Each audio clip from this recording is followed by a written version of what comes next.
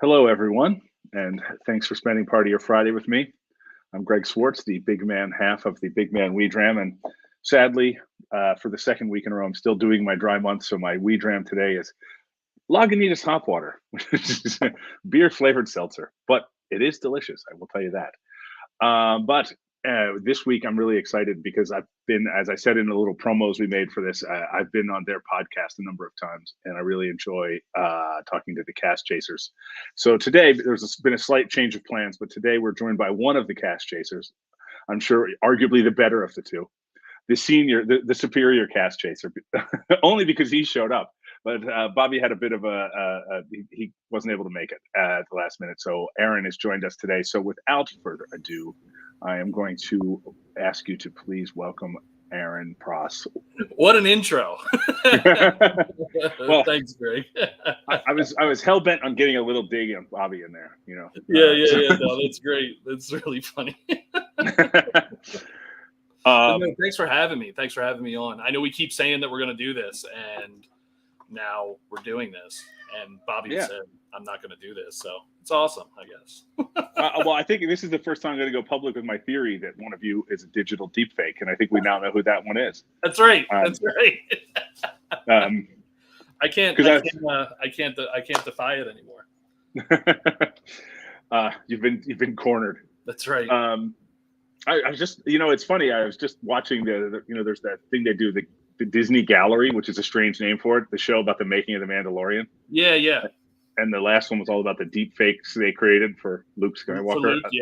Yeah, it was pretty cool. I know people who do that, but I don't work in that part of this business that I work in. That's a whole other thing. They used to say, I doubt they do anymore. I haven't even looked, but they used to say that ILM had like a phone number you could call and listen to recordings of the job openings they had. And you wouldn't, like 99% of people, if they were to have called that number, wouldn't have even understood what they were saying about the job openings they had, right? Let alone qualified to do them. But enough about that. It's funny. We did the first time that Brad joined you guys, then I joined you guys. It was early on in the process of this whole thing, and it feels like it's been years, and it also feels like it was like a week ago. Yeah. We talk about it all the time because I think we initially had Brad come on the podcast, and he was out. I think he was our first guest ever. So I mean, we're talking however many years ago now, like 2 years ago, something like that. Yeah. And he was our first guest ever. If folks hear things and creatures in the background, there's a cat rubbing on my foot here. I've got dogs. They haven't barked at the Amazon guy, so that's good. But we had Brad on, and it was, in that case, you and I were talking about this beforehand, how between us and Bobby and all that, we're so laid back with each other anymore, just because we do not only do we do this stuff live, sometimes we'll just have Zoom calls that are just, the handful of us just talking about stuff. But with Brad being our first guest ever on the podcast, like for us, that was like, oh, we're having a guest on, and he's making a whiskey film, and oh boy. And like now it's like that relationship has just grown between us, between you, Brad, the whole team really. And like, I love being a part of it. And then you eventually probably realized what a disappointment Brad was once you kicked through the glass ceiling, right? See, now I'm not just busting on Bobby. I'm feeling saucy today. See, because I haven't had it. And you're not even drinking. I know. The whiskey actually tamps it down normally. Oh goodness. We got some comments coming in. One is just greetings from Martin Brendel. Hello. Anytime anyone's in Campbellton, I'm impressed and jealous because have you been there, Aaron? I haven't been to Scotland at all. Oh, that's right. Bobby has, and he likes to lord that over me. It's very sweet. Well, getting to Scotland is one thing, and then getting to it would be like when someone says I went to the U.S. and they were like spent 3 days in New York City. You know what I mean? It's Campbellton is like, it's like, oh, we went to the Aleutian Islands off of Alaska. It's like a whole Yeah. extra level of commitment, but it's worth it. And do we need StreamYard clearance to see names? No, Mark Pruitt. Yes, because this week I did not share the link into the group. I only put it on the page. I have successfully circumnavigated the limits that Facebook puts on streams, which is in a group. There's there's an expectation of privacy, so people have to opt in to having their names out. If people don't click the opt-in, there it just says Facebook user. But on a page, there's not, and therefore everyone. And there, Mark, I can see your name. So thank you for joining us. Mark has promised that he has loads of questions, plenty of them annoying, I think, or that's right. At least more than half. Troublemaking.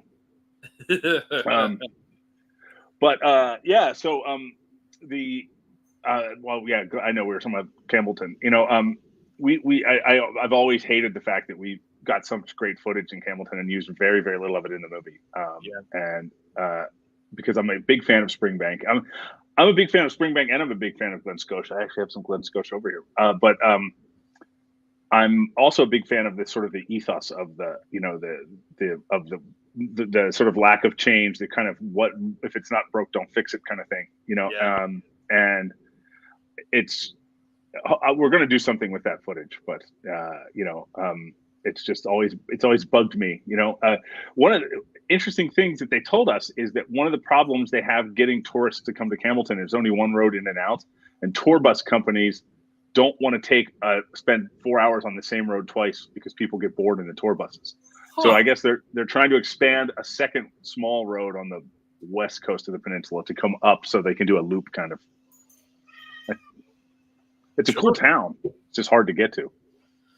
Yeah, I think we're planning a trip out to Scotland, hopefully next year, sometime 2022. We haven't picked any dates or anything, but I think Cask Chasers as a like group of us, like hopefully everyone with the podcast and sort of the leadership winds up going over there. We wanted to go like last year, and and then this year happened, and it's just just putting everything back together. So I'm hoping to get over there.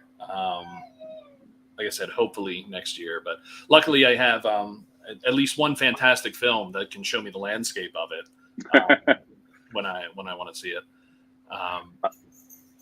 We were just having a conversation this morning about that, about the film showcases Scotland as much as it showcases whiskey. Yeah. Let's face it, good whiskey and bad whiskey, they don't look that much different, but Scotland is uniquely beautiful. Whiskey, whiskey can look beautiful in the glass. This whiskey I have here is like, look at the color on that. Yeah. But it's just, I could easily be showing you I don't know, what's that? A root beer? Some sort of dark tea, something. Yeah. But Scotland is unique. In case anyone I don't think this is going to be the case with people who are going to watch this, but in case anyone doesn't know, tell people a little bit about the Chasers, because I know you guys are like this kind of have tentacles. There's like different. Yeah. Not just one thing. There's going to be a lot of kind of this and kind of that. So I'll tell sort of an abridged version of the story of Cask Chasers. So Bobby and I, who started Cask Chasers, we actually met a number of years ago at church, which is where you meet people that you're going to want to drink with. And we got to, I don't remember who mentioned whiskey first. If it was specifically Scotch whiskey is what we started talking about.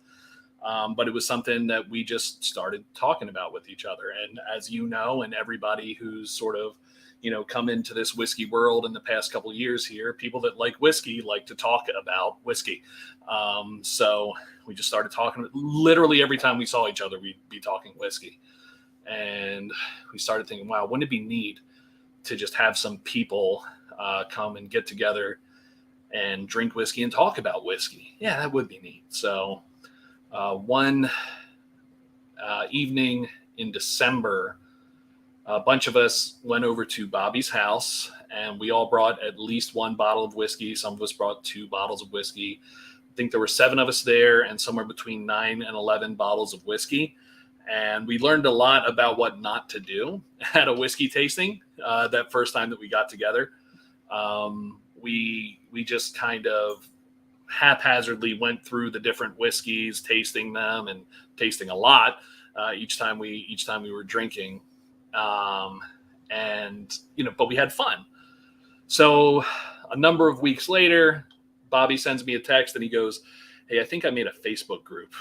I went, "Okay." He said, can you help me? Okay. So he had this Facebook group and didn't even have a name for it. I think we started as Delaware Valley Whiskey Enthusiasts or something. Like, it was like this long, awkward, weird name that kind of hinted at a rough geography of where people were, but not really. And from there, people started inviting people and started inviting other people. And we started just getting together at somebody's house every month and tasting whiskey and talking about whiskey and all sort of learning together about whiskey. We decided that we were going to do whiskey in general versus just Scotch whiskey, just because we were afraid that not a lot of our friends would be very much into Scotch, which they are now. So, I guess that little trick worked. But we started just having monthly tastings. And then from there, one of the fellas who was in our group had a podcast with a friend of his. And it was just kind of the two of them, just sort of sitting in the one guy's basement and just like telling jokes. They had a general format, but it was just like, friends getting together and pressing record while they hang out, right? But they had really great audio equipment as well. So they had us on their podcast. By that point, we were called, I think we were called Delaware Valley Cask Chasers at that point. So we went on their podcast. They were super excited to have us. And we're like, oh, okay, cool. Couple weeks go by and I'm talking with the one guy on the podcast because Bobby and I had sort of kicked back and forth the idea of, do we want to do a podcast?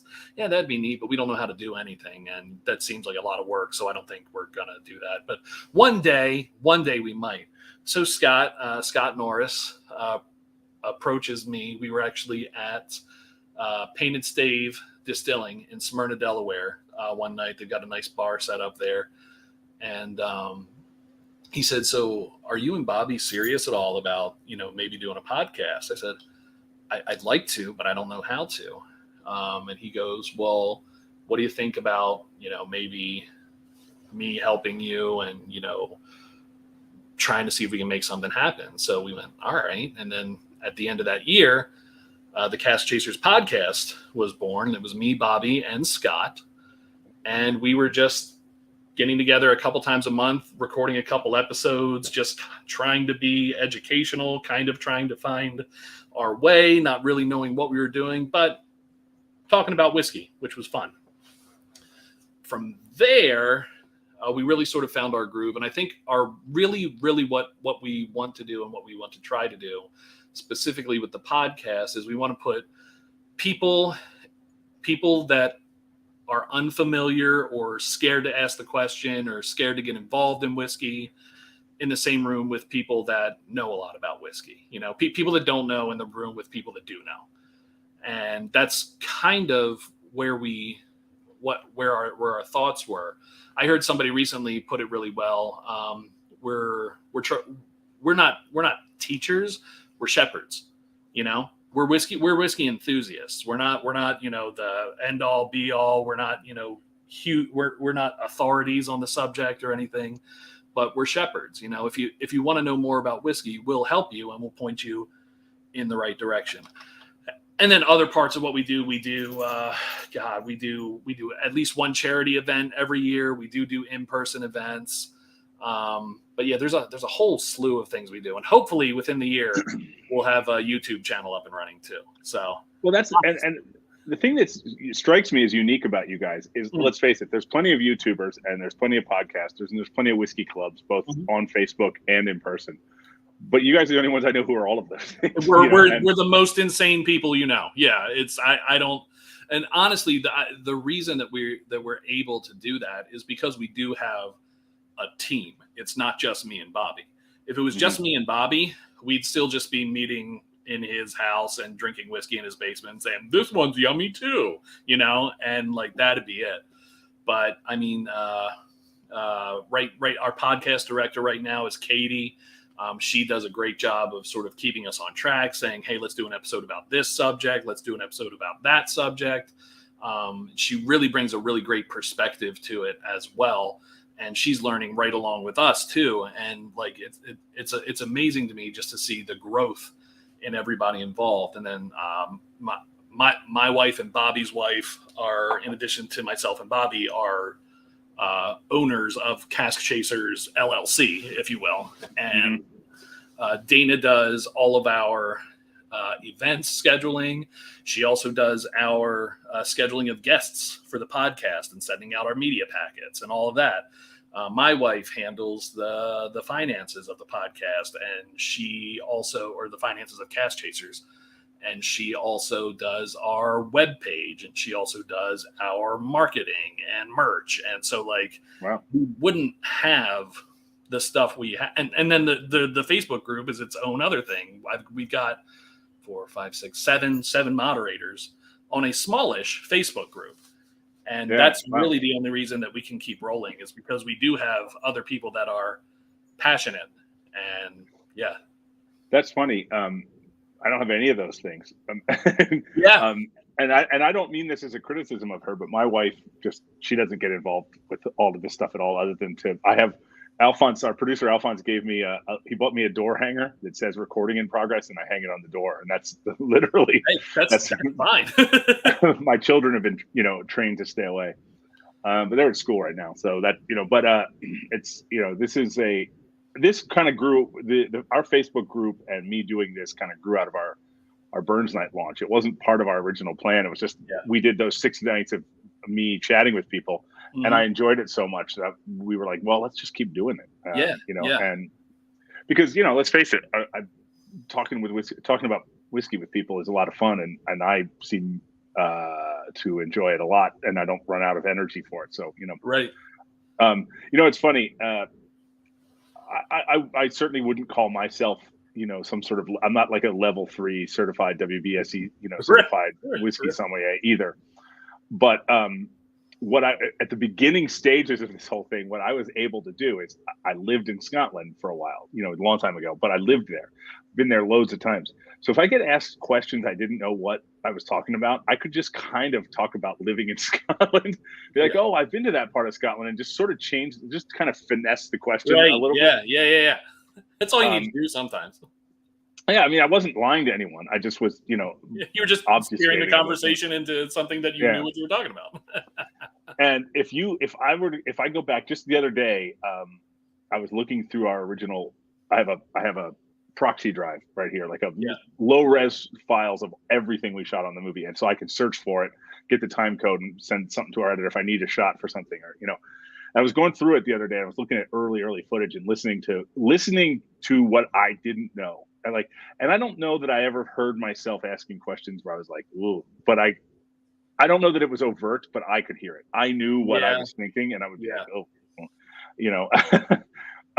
but which is good. We're all just learning as we go, and I think that actually, if you're making a documentary, it serves you better to not go into it with the mindset of, oh, I know everything about this topic, because it closes you down. Like you kind of plan the route you're so rigid on the route you're going to take. It limits you in sort of finding new fun, off ramps that you might. And that's certainly the film kind of for us evolved in the edit suite. So. Well, and filmmaking and any sort of entertainment, anything really, you need to, but I've always thought a good approach for anything, any sort of business, any sort of entertainment, is to approach it to try your best to see it from the consumer's perspective or from the audience's perspective. And in a lot of cases, a lot of the people that are going to be watching the Water of Life film, or a lot of the people that are going to be listening in on my podcast with Bobby and Katie, is they're not going to be the people that know everything, So it's good if I don't know everything, because I can do my research, find stuff out. anybody tuning into the podcast, if they're listening to us talk about stuff, and we'll research stuff, especially if it's something that's a little bit nuanced, a little bit new. Recently, we did an episode on Japanese whiskeys and sort of some of the rules that are starting to come up over there that aren't law yet or whatever. We had to dig in and do some research on a lot of that because it was new. It was I don't personally own a lot of Japanese whiskeys, like maybe 2 or 3 at a time at any given time. So it's not something I'm like really deep in, but I thought that was really one of our better episodes, to be honest, because we all really had to dig deep into it and find out this, and we would all find different things in our research, because I'd look at this thing and I go, oh, that's neat. Let me dig further into that. And what's interesting to me might not be interesting to Bobby, and that might be something different that's interesting to Katie. So it becomes a really good actual conversation. Right. Absolutely. And I think that keeps it kind of in the moment, especially, my interviewing for the movie that's not in the movie. You only hear the answers. You don't hear, we actually, prefaced with everyone that we wanted them to give us complete statements as answers, because my voice wasn't going to be in the movie. I wasn't going to be an on-camera host, and as a result, we were able to shape that without that, which is actually hard. But if you listen to it all, you can sort of see, trying to stay in the moment. And on more than one occasion, trying to be able to understand a couple of accents. The other day, speaking of staying in the moment, the other day, I'm looking for it. I didn't think to have it here because I didn't think I was going to bring it up, but I don't have it in front of me. Was I posted it online. It's a photo I took at Springbank of them explaining their distilling process. Yeah. And I put it on the film's Instagram. I mean, because I got to be honest with you, they explained it to us. They have a chart on the wall. I looked at the chart. I've read this chart 100 times, and it still is just unbelievably complex calculus as far as I'm concerned. Yeah. I found it here. Yeah, I mean, it's just about like this sort of, because it's 2.5 times distilled, and like they basically recirculate half of the low wines, and then they use 80% of the faints and 20% low wines in the second distillation to go back into the second. I mean, it's on my phone here, but I don't have it to share on this full screen. But I'm since I've never lost interest in learning that, I've never gotten complacent, so I think it helps steer me where I want to go next and what I want to do. Well, and I think next as well. The whiskey industry, there's so much there. There's so much there, and like there's no end to. I mean, I guess there is, but there in one lifetime, one person could never learn it all, Sure. So, yeah, no. I mean, you could spend months just learning about stills and how they work, right. and which I've come to grips with the fact that I'm never going to actually understand how a still works. So it's just some sort of magic. I can recite like what happens in a still. Oh, it does this, and it compresses and all, and and then but like as far as like actually understanding the science and the why, I can't. You put this stuff in the one end and different stuff comes out in the other end, and then you put it in the barrel, and it's awesome. Like it's like that's kind of that's all I need to know. Before we made the film, I know you know this because I've actually talked to you guys about it on your podcast. But before we made the film, I worked at a distillery for a week, and every day I did a different step of the process. I started the first day I was mashing in, and I was so nervous with the different waters and the different temperature ranges the waters needed to be, and when to bring them in and when to take them out, and the different levels and stuff. I mean, and all it is a matter of throwing levers. It's just opening this valve, closing this valve, basically an industrial size faucet. So you're turning on this faucet and closing off this faucet, and then opening this drain, and then repatching this to here and this to here, and put this in here, but don't put that over there. And, Lachlan, the head distiller, said to me, it takes about a month, and then it becomes kind of muscle memory, because it doesn't change. And so I didn't have a month, I had a week. So I never got over this sort of, I never felt like I had like the 10,000 foot view of the whole thing, because I was always like, turn this knob, this far, what time now? Right. Yeah. Okay. Yeah. and I double and triple checked every single step because I didn't. And then I don't know, to make matters worse, everybody there told me, oh, last week one of the assistant distillers messed up one of our mashes, and he basically brought the second water in and brought in cold water because he threw the wrong valve instead of hot water, which completely shuts the ferment down.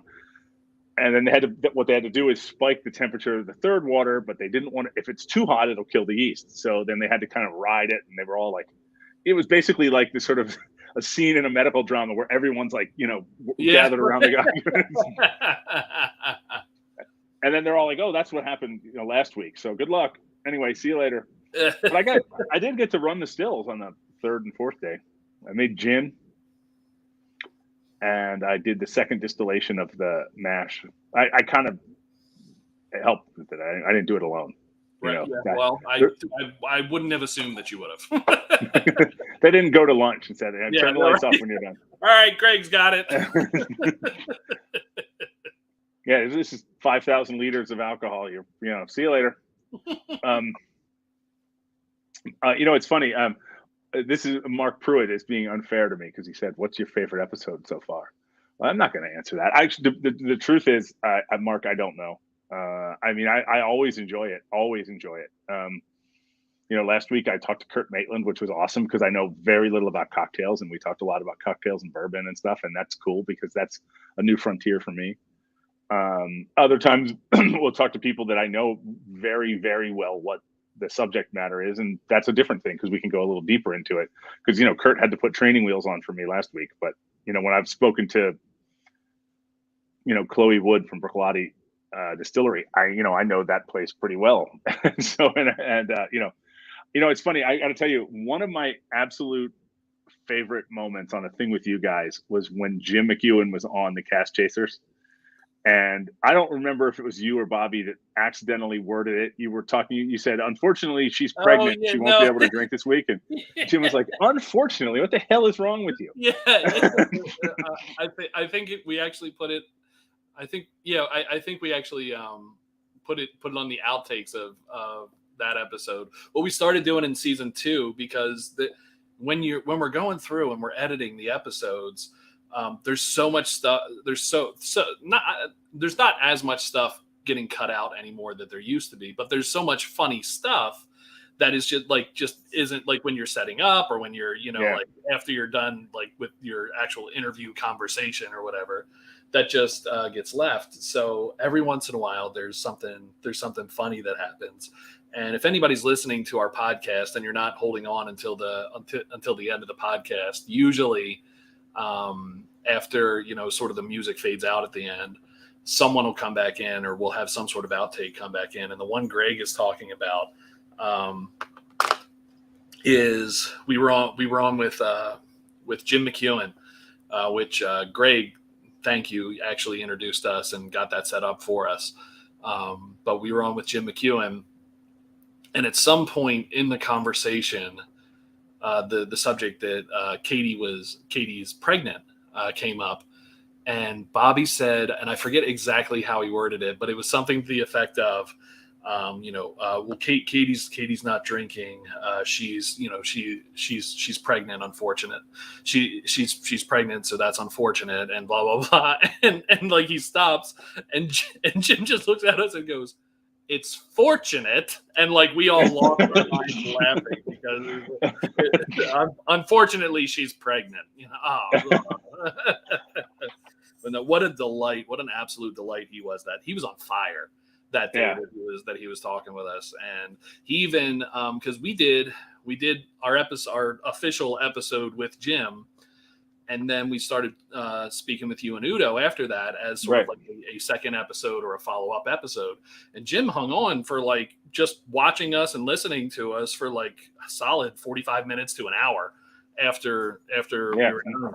And I mean, he was great. He was absolutely great. But yeah, he had me cracking up at that. A lot of stuff. He said a lot of stuff that really made me laugh. But yeah, that was a good one.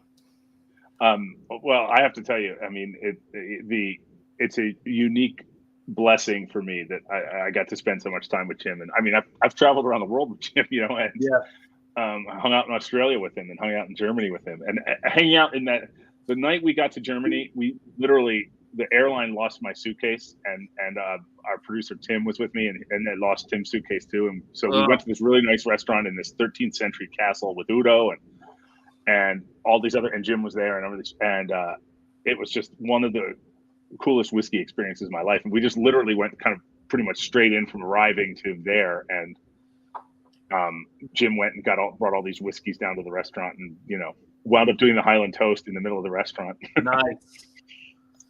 I always tell people that I think 16 times Jim has told me this is probably the last time I'm ever going to do the Highland toast.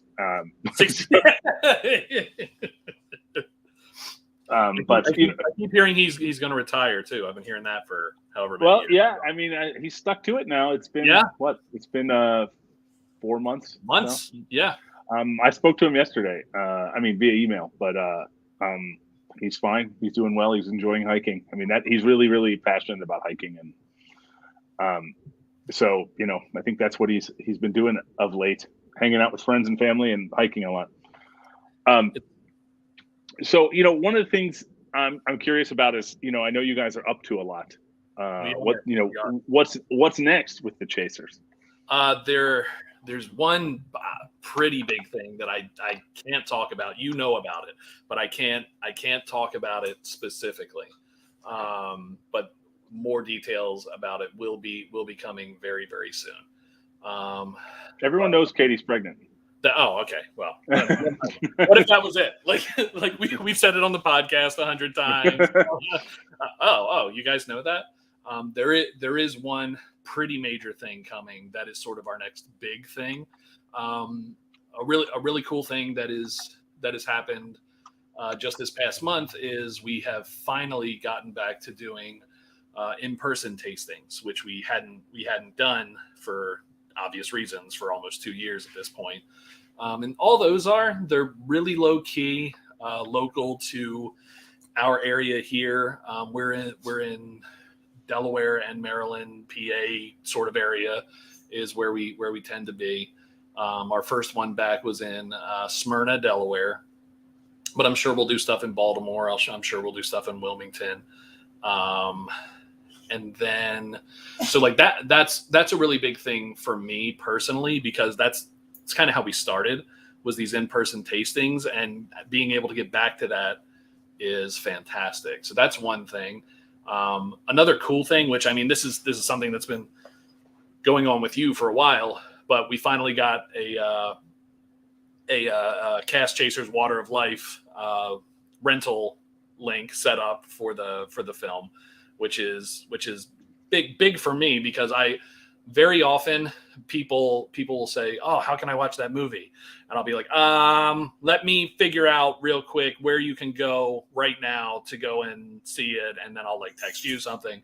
So now I can just say, "Hey, here's a link." And I'm very big on when I have something that people ask me multiple times, and just saying, "Hey, here's a link, go look at it." That's why half of our episodes exist, actually, because I just get tired of explaining or trying to sort things out with people. That's actually specifically why our episode about independent bottling happened, just because independent bottling is not an easy thing to understand for someone who doesn't understand it, so like on that episode we talked about independent bottling, store picks, and sourcing, and how those three things are very different, but also kind of similar, and why this thing is this thing and why that thing is that thing, and how there's gray area in all of those as well. So like that podcast episode literally exists because I was very tired of explaining it. But a lot of fun. We are talking about potentially getting into doing some barrel picks for some whiskeys, where there's it's not necessarily going to be like a very often thing, but here and there, every once in a while, just do partnering with a distillery or somebody and doing some sort of barrel pick. What did you see the comment I just put on the screen? Yeah. So Keith is a great supporter, friend of the film in Scotland, and Keith, I will tell you, we're not doing that yet, but I put it on the screen because I really like the idea. That's right. I'm certainly not opposed to it. Yeah, because one of the things we want to do moving forward is we're getting ready to sort of pivot the film into a more traditional streaming platform. In a few months, and one of the things we want to do at that point is to start do some live events. And it's funny. I would love to do nothing more than to do a few live events where we sold whiskey, collaborated with someone like you guys, and sold a bottle at the events. Which limits us to which states we can do it in, but it doesn't, still. We've had so much fun doing the bottlings we've done that and it's really cool to sort of like we literally had really great conversations with the two different groups that we've done bottlings with so far, and hashed out what did we want to say creatively, and how does that come across in the whiskey. The first one was obvious. It was a Bruichladdich. It was a Jim McEwen era Bruichladdich, so that's an easy. Right. And then the one with the Single Cask Nation guys was we wanted to talk about the sort of creative expression of independent bottling. And one of the things that we wanted to do within that was, and I think Jason really latched onto, was my personal interest in the way sherry and smoke play with each other. That's pretty granular, but that's something I'm just personally, my palate likes that, Well, and so, and that's funny that you say that. To me, and I mean, there are easily hundreds of exceptions to this rule, but in general, a sherried whiskey or a whiskey with a sherry finish is not my favorite thing in general. There are tons of exceptions to that rule, but once it's a peated or a smoky whiskey and it's got a sherry thing going on with it, that's another level. Kilchoman's a great example. Yeah. I've got a Kilchoman right here. This is what is this? Bourbon barrel, Madeira cask, sherry cask. Oh, I have that. That's the U.S. exclusive. Yeah. I love it. Oh, Kilchoman's fantastic. Do you want to see an exercise in masochism? Yes. All right. Do you see this little packet here? I have another one of these. This is one of two. Okay. What is in here are 5 more different cask strength Kilchoman drams. The whiskey club I belong to here in LA just did it was called Cask Strength Kilchoman Night, and I got the kit and I watched the Zoom. But since I'm doing a dry month, I just logged into the Zoom and I watched it, and it was. Eventually, I realized I may as well just be sitting here stabbing myself in the hand with a fork. Like, I'm just watching all these people drink this. People I know, people I like, watching them drink these whiskeys, and they're sitting here next to me. And I will say I held out, but it was. I'm proud of you. Unpleasant. But they're here for me. When I recorded the Zoom, so I have that. I can rewatch it if I want to get tasting notes and ideas and stuff. But I don't know. But anyway, that's my jam. You've probably heard me talk about this. I always keep this one's empty now, but I do have another one. This is my now this is a red wine finished Port Charlotte, but and it was I dream about this whiskey. Udo calls this my dream dram, and it's there's something about it that just really hits me right in the feels, and there's something about that dance. So that's one of the things that's been fun, kind of dabbling in independent bottling ourselves. Like, well, I mean, we're not independent bottlers because we don't have a liquor license. We're not licensed to sell or distribute alcohol. We just partner with people who are. Right, but you're kind of going on a very similar adventure, as being an independent bottler with all of the different releases that you're doing with the different companies and all that. So I really dig what you're doing with that. That's really cool. I love independent bottlers, and I think I can speak for Bobby when I say that also. There's just I think one of the keys is, and the independent bottlers that I really love do this really well. I think something that is important to me, and I think defines a good independent bottler, and there are independent bottlers that don't do this, that put out good stuff. But I think part of it has to really be featuring the whiskey of the distillery. Like this is an expression from this distillery, and it really does capture something from this distillery. But it also captures something that is unique, whether that's a mouthfeel or, a particular notes or whatever, to this independent bottler, Mm-hmm. So Single Cask Nation, as I'm sure everything that they release, for the most part, has a sort of like a thick mouthfeel. That's one of their things that they're always looking for in the whiskeys that they release. I've not had one thing by them that doesn't have that. And we've gotten to know them. Cask Chasers has a relationship with Impex. Also, Impex is one of our sponsors on the podcast. And I have yet to have any whiskey that Impex imports that I don't like, and I mean, there are some I like more than others, but I mean, there are some importers that half the stuff they import I don't like, and it's all subjective. That's all subjective too. But I just feel like there's a certain standard for quality. And for those of you that don't know, Single Cask Nation and Impex are also have a relationship, which is why I spun off on that tangent. But Single Cask Nation specifically, there's a definite standard of quality that they hit, and it's fantastic every time. And when you go to an independent bottler, you're often getting something that is super unique that you're not going to find anywhere else, and you're generally not going to pay $1 million for it, which I like. Yeah. Well, and I mean, I think it's a testament to their taste, and not just the Single Cask Nation guys, but anyone who's an independent bottler, whether it's good taste or bad taste, it reflects. Yes. And there's a local liquor store chain here in Southern California called Mission Wine and Spirits, and I was in one of them yesterday, and I'm always amazed. They must have a great relationship with Impex. Well, not just Impex, but they first of all, someone at Mission really, really takes independent bottling seriously, because on their whiskey aisle, it's probably at least a third independent bottlings, including the Impex collection, their Single Cask Nation stuff, and then there's also there's a huge amount of signatory stuff. Now they're getting Adelphi stuff again, because so it's cool because it's a fun experience. And you were saying about the reflecting something of the distillery's character. When we released this, the first bottle we released, I knew we were onto something after we released it, and I'll tell you why.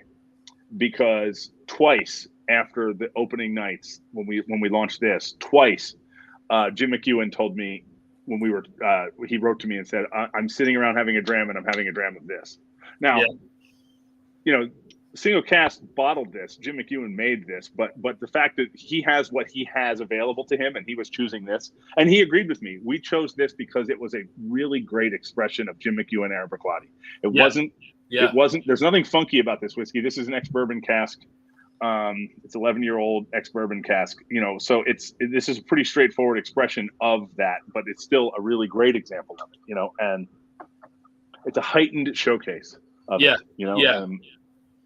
I think that's what that is at its best. Yeah. And, that's why I want to make this, other film about independent bottling. And we are making it. It's just a matter of, I'm kind of being held up by the speed of the world at the moment. By what? What's holding you up? No. I lost my passport. That's right. No. One of our team members is in Scotland, and he's done a number of interviews for me in my absence. And then we also have a lot of stuff that we've already done.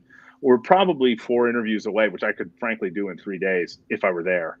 And some of those interviews are a little far flung. At least one of them is going to be in London, if not 2 of them, and the rest are in Scotland. So, but with a very short trip, I could get everything in the can. Yeah, there's even recently there are not a good handful, but a couple of decent American independent bottlers also that are doing some form of American whiskey.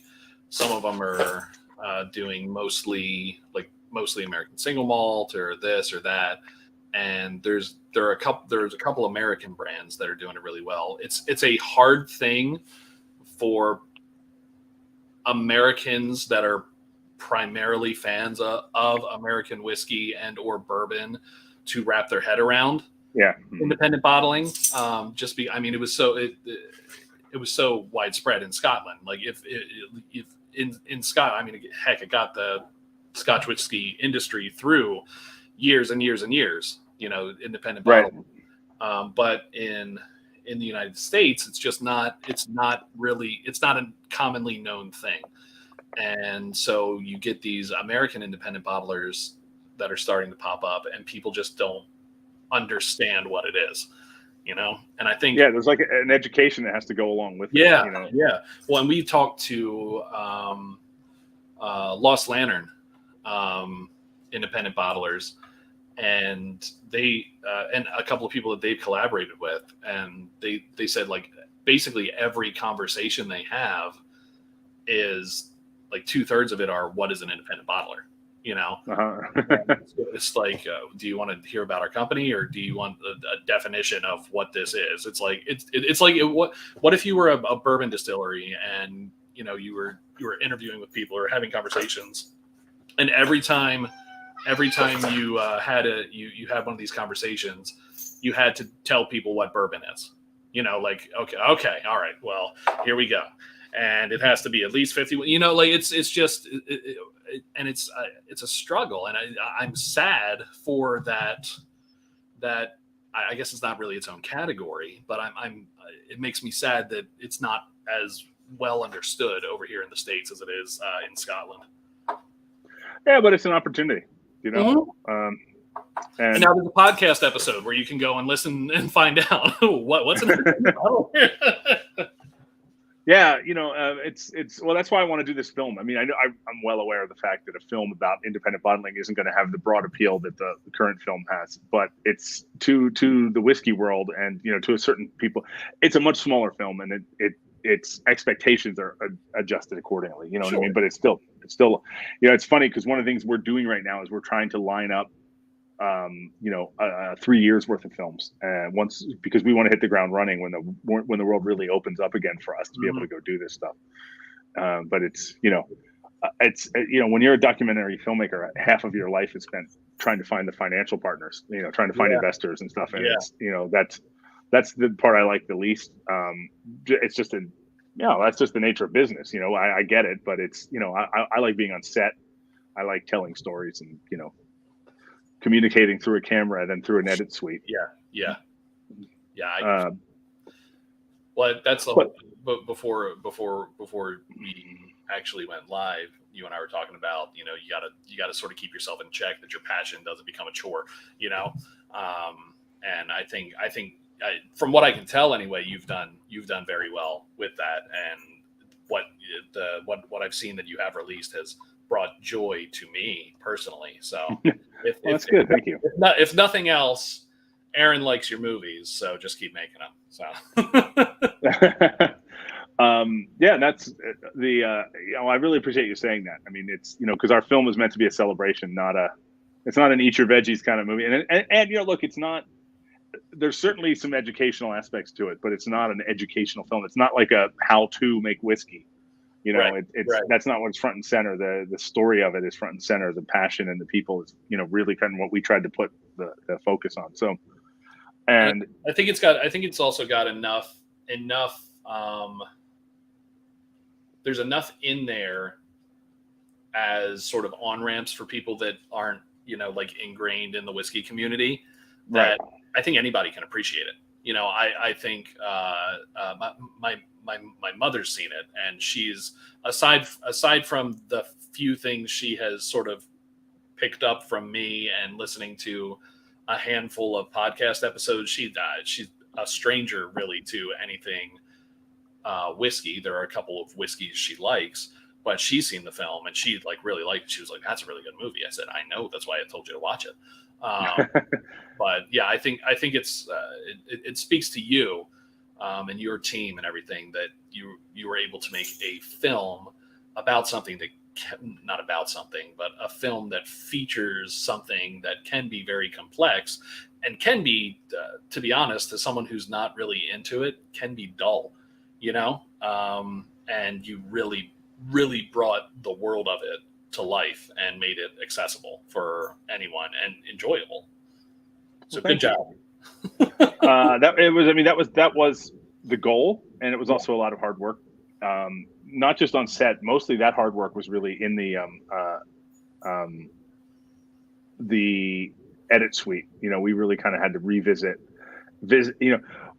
We had people that we knew and we trusted watching scenes and stuff who knew nothing about whiskey, and they were sort of our kind of canary in the coal mine about where they got lost. Yeah.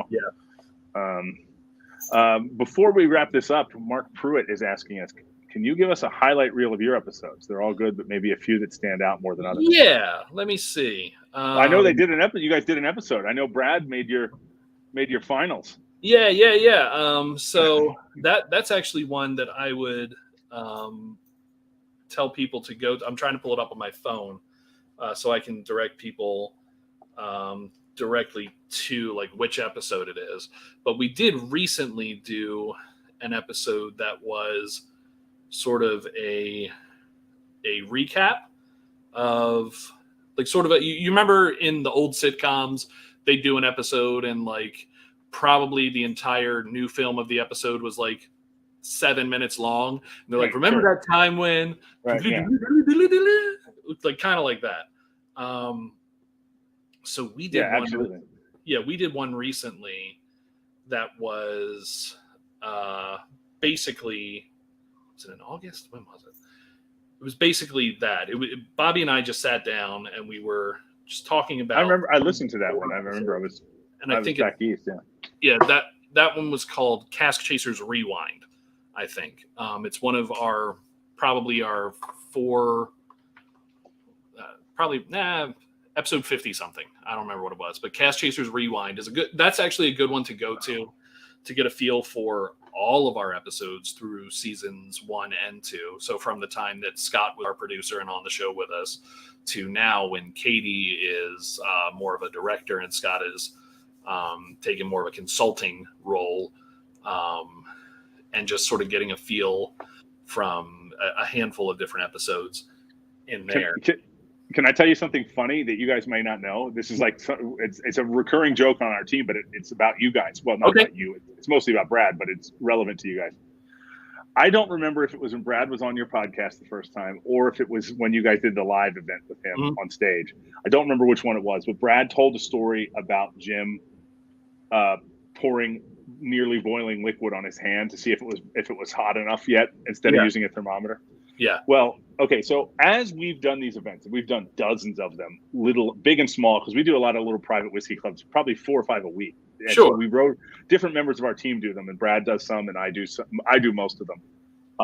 But Brad does some, Brittany does some, Alphonse does some, and Trevor does some. We've all kind of developed a certain collection of stories that we fall back on, that we like to tell over and over again. And we've all become aware of it. Well, that story is Trevor's story. He tells that story all the time about Jim pouring the liquid on his hand. And when we were listening to Brad tell you guys that story, we were like, Trevor and I were listening. We weren't live. You couldn't hear us. This is after it had been recorded. We were like, hey, that's Trevor's story. You can't tell that story. Damn it, Brad. Brad stole Trevor's story. And Trevor tells it better. Right. Yeah. That's what. If I ever hear Brad tell that story again, I'll go. Trevor tells that better. Yeah. I would say an interesting segment of our podcasts to listen to would be anything kind of early COVID, when we were really sort of getting our bearings with like. The three of us on the first couple of weeks was a Skype call, and then we were on Zoom, and like none of it sounds good, but it's just I think that's a good representation of sort of what we grew into.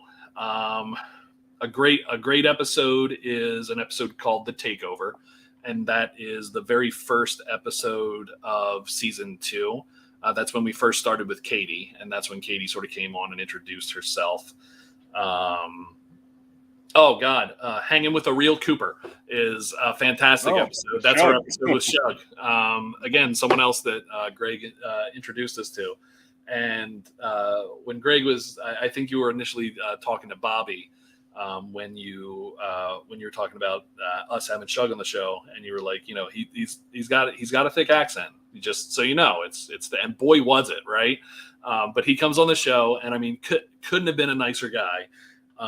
We had our setup this was the first, we were using WhatsApp or something. We were using something that we had never used before.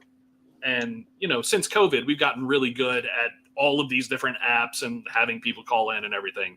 But this was like the first time. So we had a phone plugged in that our system was picking up the audio from that phone, and we could hear ourselves in our headphones through our microphones, but he could only hear us if we talked into the phone. So like we're all in different. So what we actually wound up doing was, like, while Shug was talking, at one point I got like a rubber band and some other stuff, and I literally affixed the phone to like a microphone stand, or it might have even been like a little camera tripod, and like kind of put that next to Katie's mic. And that's why most of that conversation is just Katie talking to him, because we didn't want to like pass it around. And in fact, what we wound up doing, because he was a decently difficult to understand for somebody with American ears, is we wound up, the way we did the episode, Bobby, myself, and Katie did almost a commentary as to like what he just said. Like, okay, right. So he did this, and I find this interesting, and I find that interesting. I remember listening to it. Yeah. But it's so we always joke about how difficult Cask Chasers is. My dog's freaking out. We always joke about how difficult Cask Chasers is to say, and we've always had guests say some version of. Now they say, hey, this is Greg Schwartz from the Water of Life film. Pour a dram and settle in. This is the Cask Chasers podcast. It used to just be, hey, this is so and so from such and such, and you're listening to the Cask Chasers podcast. And it takes people at least 3, sometimes 5 times to get it right. Shug, first time, nailed it. And we went, this guy that I can't understand is like just nailed it the first time. I think we've only had 3 people that ever nailed it the first time. But no, I remember Jim didn't even say it. I remember he just kind of said his own thing. He just said whatever he wanted to say. What he said was a billion times better, and what he wound up saying was the best thing in the world. And I was like, I would have paid money to have him say all that stuff. But so yeah, that was funny. But that's a good one. Shug, God, just such a humble guy, and just an old Cooper. He's done it. He knows it. He's amazing at it, and it just his years of experience and knowledge and know-how. It just shows, and he couldn't be more humble. And that's another thing about people in the whiskey industry. They just couldn't be more humble or more giving. Like anytime you ask most people in the whiskey industry if they can do it, they will do it. Like, hey, would you like to come on my little podcast and talk to me about whiskey? The biggest name in whiskey? Sure. Oh, okay, great. And that's just how they are, and it's fantastic. Yeah, it's true. And it's having lived in Glasgow, the first 2 weeks I was there, I couldn't understand anybody, but then once your ear adjusts, you just get it. Mm-hmm. So then I went and worked at the distillery, and Shug was kind of one of the people that was sort of holding my hand the whole time. And I remember going into that thinking, I've lived in Glasgow before, I'll be good. And then I met Shug that morning, and I was like, oh, all right, I gotta tune the guitar again, because it only took me a few minutes to kind of for my ear, but I hadn't heard a proper Glaswegian accent in 2 decades. So, but Shug and I are good buddies. I mean, we got along really well, and hung out together outside of work and stuff while I was there. And it's funny, you wouldn't think this because like you said, he's this very kind of down to earth Cooper. But you know what Shug drives? Like this really tricked out red Jaguar XKR. Does he really? Yeah. And he had to go run some errands one day. We were flying around. Yeah. No, I wouldn't have either in a million years. And we were just flying around Glasgow in this sleek Jag. This brand, it was like a 2019 Jag. That's so great. That's so great. Good for him. It's funny. Every week I say this is going to be a half an hour. I should just stop saying that because I lie. And every week it's like 45 minutes. You and I think, just set a new record. I think we're right. about 30 seconds away from an hour. So, which is cool. Good job. See, we didn't need Bobby. We didn't need digital deep fake. If Bobby was here, we'd be going for at least another half hour. So, yeah. yeah, I really want to thank you guys for your time and all that you guys have done. You've been such great friends to our film, and it's been fun getting to know you guys and doing all this stuff with you, and popping in the other week on your Instagram live Yeah, just right. on a whim.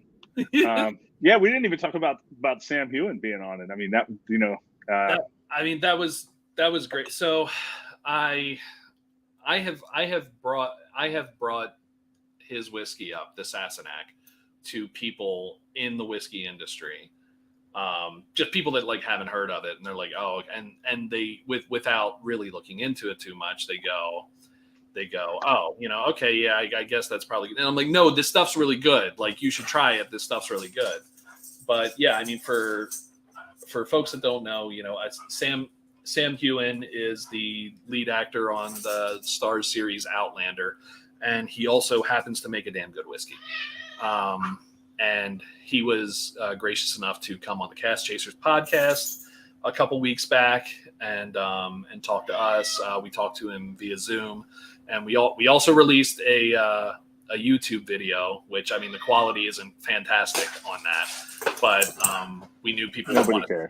Yeah, no, but exactly. We knew people would want to see it, and that's why we did it. And we do have plans to ultimately have a YouTube channel. I'm not shooting for the stars as far as video quality goes on it, but there is a very specific look that we're going for, and I'm not gonna like settle on that.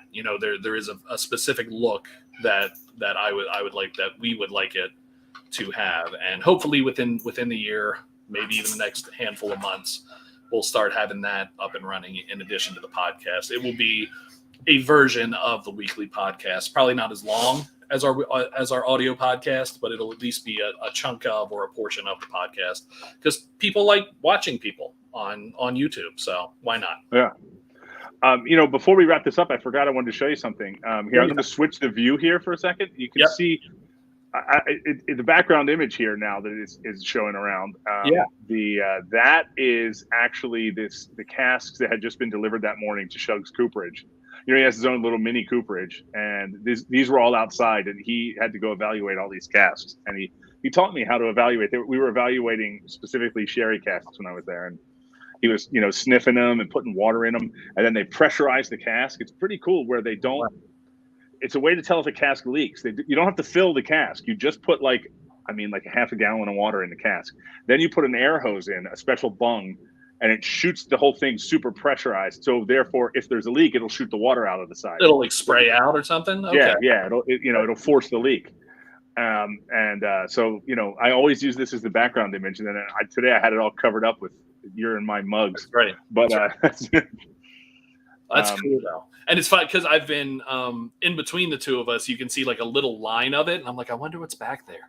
The whole time I've been sitting. Well, if I was better with StreamYard, I would actually, show you the whole screen. But I don't remember how to do it. I know you can do it, but I don't play around with it that much. So yeah, it's something. StreamYard is something that I keep saying I'll mess around with that someday, and then I just never do, and I just use Zoom and just do either Facebook or YouTube on it. And I haven't messed around with StreamYard yet.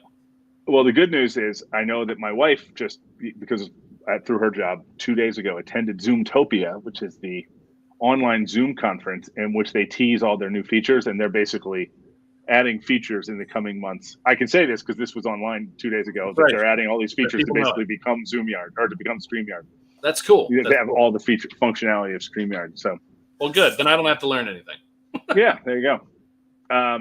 All right. Well, thank you so much, man. This has been fun. I was looking forward to this all day. Like I said, sometimes I get nervous because I don't know the people and I don't know what I'm gonna, but I knew what to expect because I've chatted with you a bunch. Yeah. And that's the thing. Like, I mean, I was, and we're the same way. I mean, if we have a podcast episode and we're having somebody on that we've never talked to and we don't kind of know how it's going to go, we don't really know what to expect. But like this, I mean, we could have just sat here and talked about Star Wars and Legos. Hey man, what do you want to talk about? Let's talk about this thing, and I'd be happy. We could have talked about Tilda Swinton. We could. When I say there is no one in the world that looks more like she should be named Tilda Swinton than Tilda Swinton. Yeah, no, she's the Tilda Swintonist. But yeah. Anyway, I will let you go, and I will let everyone else go. Thank you for the people who have tuned in throughout this, and people always continue to watch these throughout the week. But hopefully, well, next week, I'm going to be Udo's coming back. I'm having Udo back because the English language version of Jim McEwen's autobiography is now out, and we're importing it actually. So we're going to talk about that a little bit. So that's next week's guest. Awesome. Every week I mean to tease the next week, and I never get around to it. But this week I remembered at the last minute. Week. I'm so proud. Thanks, man. All right. Goodbye, everybody. Okay. Yep. Thanks. Bye.